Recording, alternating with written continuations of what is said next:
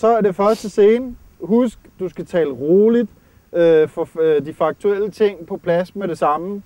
Velkommen til Helsingør. Bag mig ligger Kronborg, et af Nordeuropas betydeligste renæssanceslotte. Hej og velkommen til Helsingborg. Vi står nu Helsingør. her i Helsingør. Velkommen til Kronborg by, eller slot. Forfra. Velkommen til Helsingør. Vi er her ved Rosenborg, hvor Og vi skal ikke, ind. måske ikke så meget, og det er Kronborg, det er ikke Rosenborg. Ikke så meget med hænderne. Prøv lige forfra, fordi der er helt slet ikke styr på jakken her. Sådan der. Velkommen til det program, hvor vi går nærmere. Nej, vi går ikke nærmere endnu. Velkommen til. Hej. Ja. Det er fedt. Skal jeg skrive noget?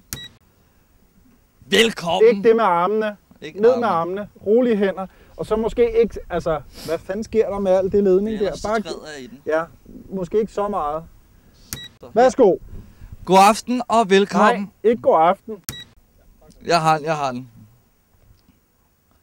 Vi kender alle sammen Helsingør. Vi kender alle sammen Holger Danske. Vi er kommet her til Krone.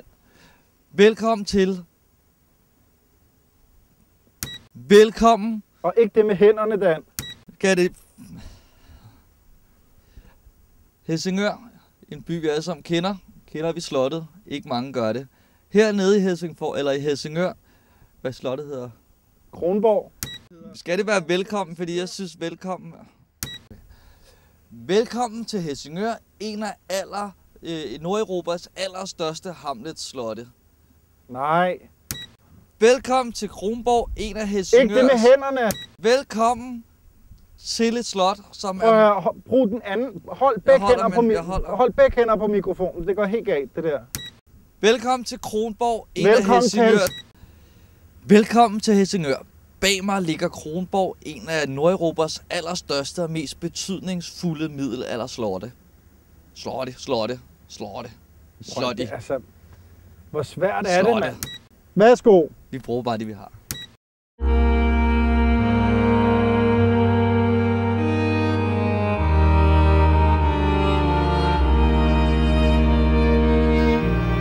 På Kronborg var der dengang krydderi på tilværelsen. Lastbiler fyldt med... ikke lastbiler. Skibe. Skibe fyldt med alskens krydderier, bakket ind på gårdspladsen. Nej, de sejler. De sejler ind og læsser peber af. Men vi skal 300 år tilbage. Forfra. Ja. Krig og pest har kronede dage på Kronborg. Prøv lidt mere informativ. En gang for længe siden bygger Christian nogle borgmure, så pesten ikke kan komme ind.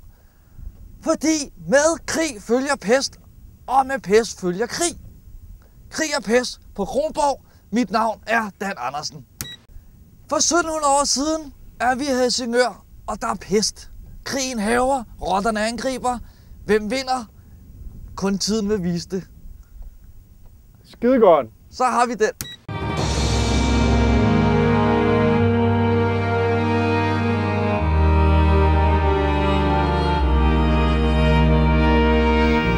I 1940 indtager nazisterne Kronborg Slot og bruger den her 15 km lange mur til at henrette folk, Stop. Altså, hvad laver du her? Vi har overhovedet ikke nogen indslag med den her mur. Bare fordi jeg er på toilettet i 5 minutter, skal du ikke stå og digte alle mulige ting med børn bliver henrettet her. Og de der 15 km er jo ikke, hvor lang muren er. Det var hurtigt, man må køre her. Nu er vi her. Nej, prøv nu lige at tage dig sammen. Altså, jeg er ude at tisse i 5 minutter. Altså, Danmarks Radio, du gider ikke have sådan noget hjemmestrik-information i deres program. Hvad hvis jeg så bare siger... Nej! Pak ned, og så går vi hen til det, vi har planlagt. Kronborg... Stop!